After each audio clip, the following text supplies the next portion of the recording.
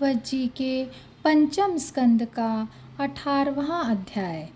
भिन्न भिन्न वर्षों का वर्णन। श्री सुखदेव जी कहते हैं, राजन, भद्राश्व वर्ष में धर्मपुत्र भद्रश्रवा और उनके मुख्य मुख्य सेवक भगवान वासुदेव की हयग्रीव संज्ञक धर्ममयी प्रिय मूर्ति को अत्यंत समाधि निष्ठा के द्वारा हृदय में स्थापित कर इस मंत्र का जप करते हुए इस प्रकार स्तुति करते हैं।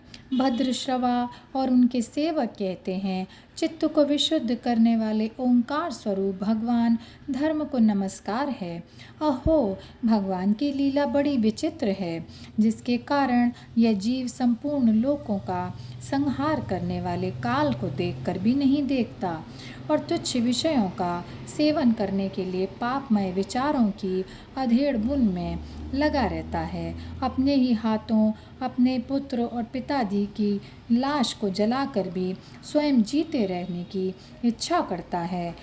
विद्वान लोग जगत को नश्वर बताते हैं और सूक्ष्मदर्शी आत्मज्ञानी ऐसा ही देखते भी हैं, तो भी जन्म रहित प्रभु, आपकी माया से लोग मोहित हो जाते हैं। आप अनादि हैं तथा आपके कृत्य बड़े विस्मयजनक हैं।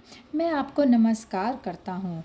परमात्मन, आप अकर्ता और माया के आवरण से रहित हैं, तो भी जगत की उत्पत्ति, स्थिति और प्रलय ये आपके ही कर्म माने गए हैं। सो ठीक ही है, इसमें कोई आश्चर्य की बात तो नहीं है, क्योंकि सर्वात्म रूप से आप ही संपूर्ण कार्यों के कारण हैं और अपने शुद्ध स्वरूप में इस कार्य कारण भाव से सर्वथा अतीत हैं।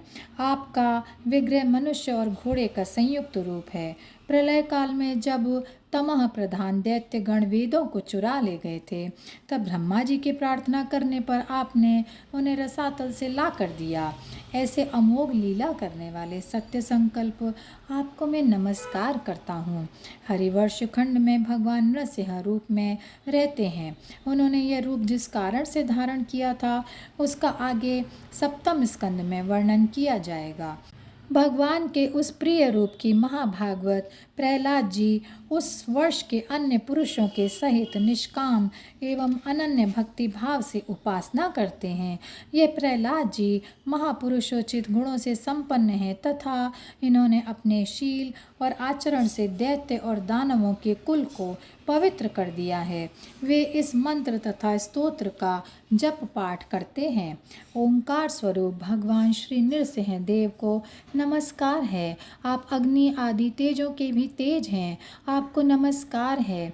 हे वज्रनख, हे वज्रदंष्ट्र, आप हमारे समीप प्रकट होइए, प्रकट होइए, हमारी कर्म वासनाओं को जला डालिए, हमारे अज्ञान रूप अंधकार को नष्ट कर दीजिए, नष्ट कर दीजिए।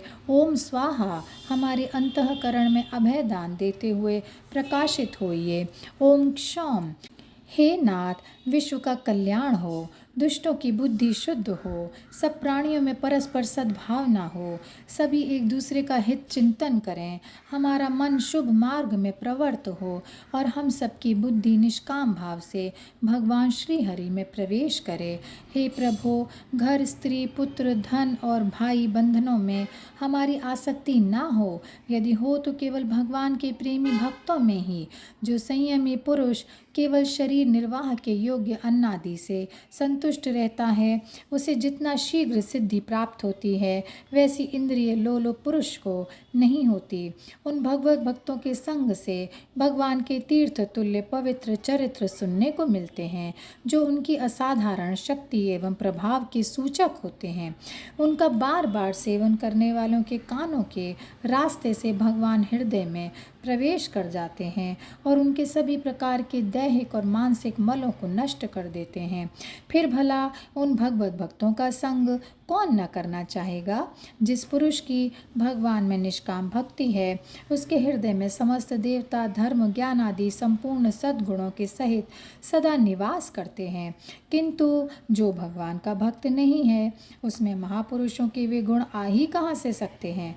वह तो तरह तरह के संकल्प करके निरंतर तुच्छ बाहरी विषयों की ओर ही दौड़ता रहता है। जैसे मछलियों को जल अत्यंत प्रिय, उनके जीवन का आधार अवतार होता है, उसी प्रकार साक्षात श्रीहरि ही समस्त देहधारियों के प्रियतम आत्मा हैं। उन्हें त्याग कर यदि कोई महत्वाभिमानी पुरुष घर में आसक्त रहता है तो उस दशा में स्त्री पुरुषों का बड़प्पन केवल आयु को लेकर ही माना जाता है, गुण की दृष्टि से नहीं।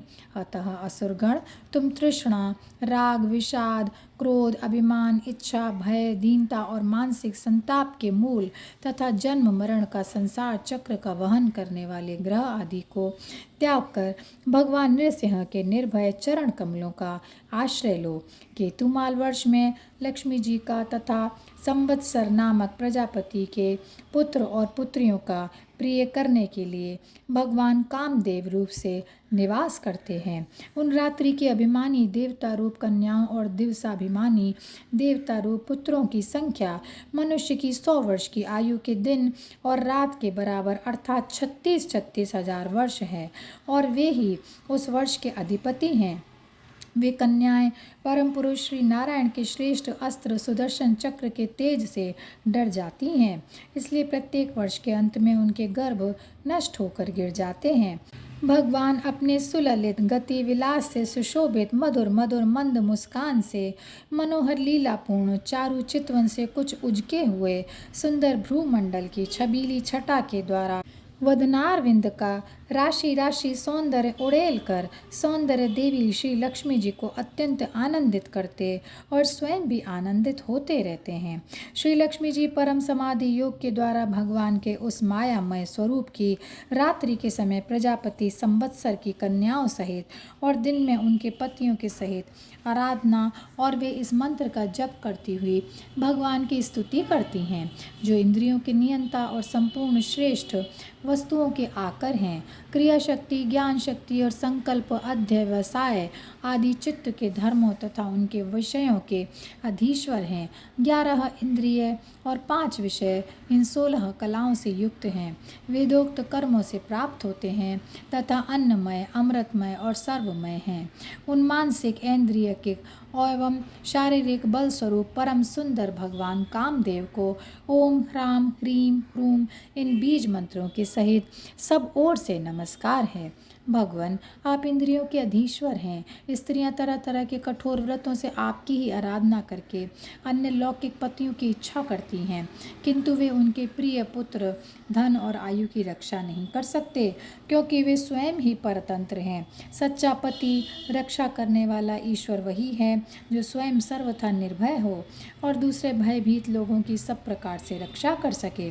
ऐसे पति एकमात्र आप ही हैं। यदि एक से अधिक ईश्वर माने जाएं तो उन्हें एक दूसरे से भय होने की संभावना है। अतएव आप अपनी प्राप्ति से बढ़कर और किसी लाभ को नहीं मानते।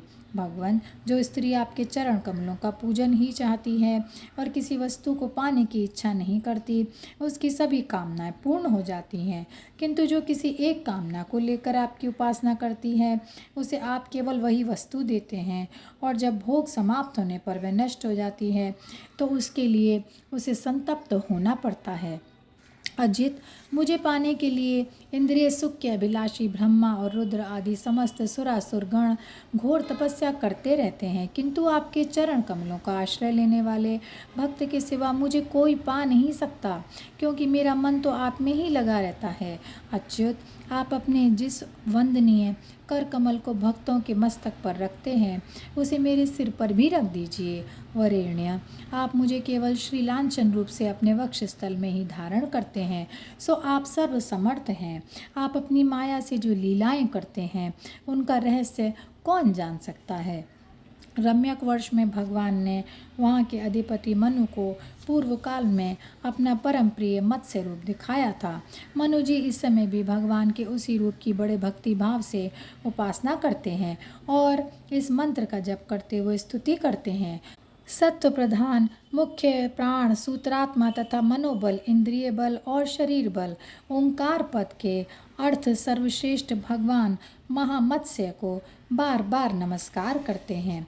प्रभु, नट जिस प्रकार कठपुतलियों को नचाता है, उसी प्रकार आप ब्रह्मांडादि नामों की डोरी से संपूर्ण विश्व को अपने अधीन करके नचा रहे हैं।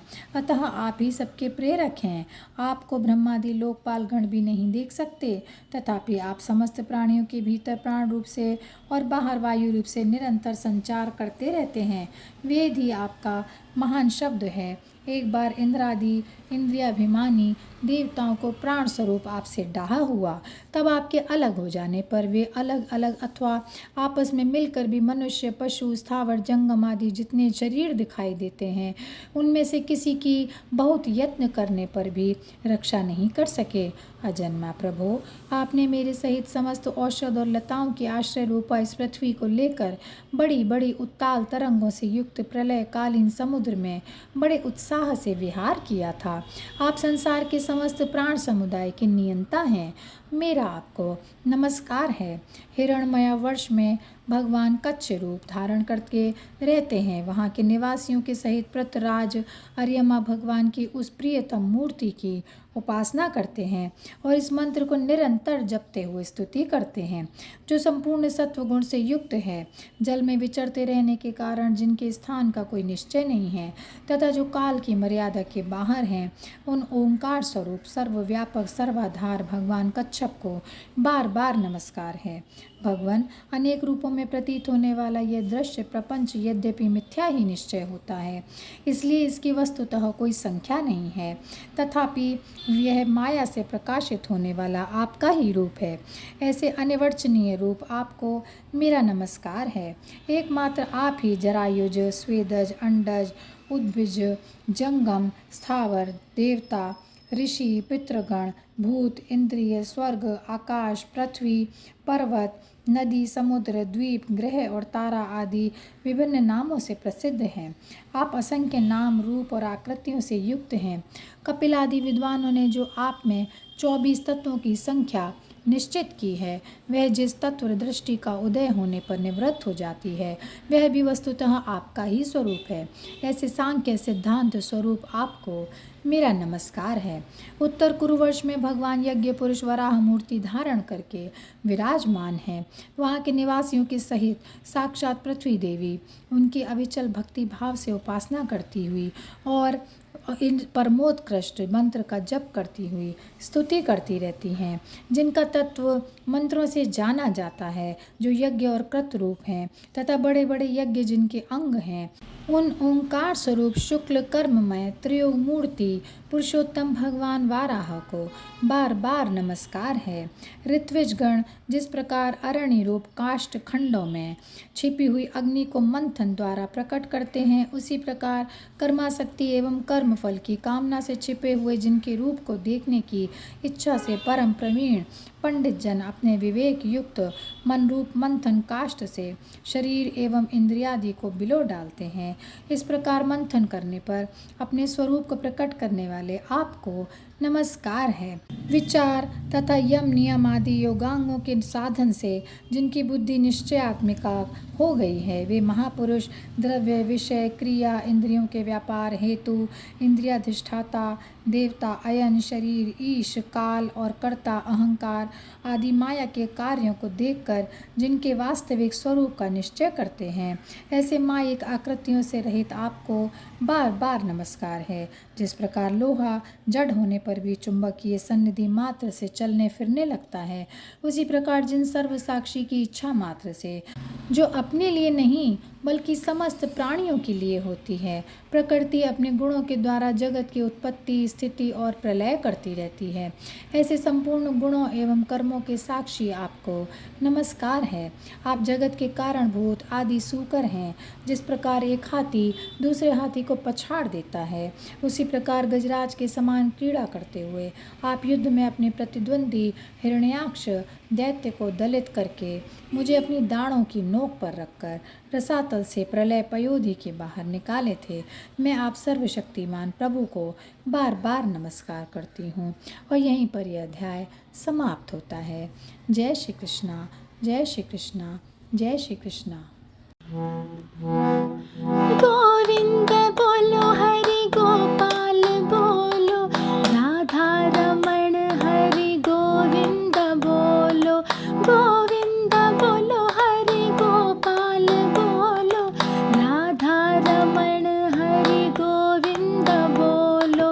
गोविंद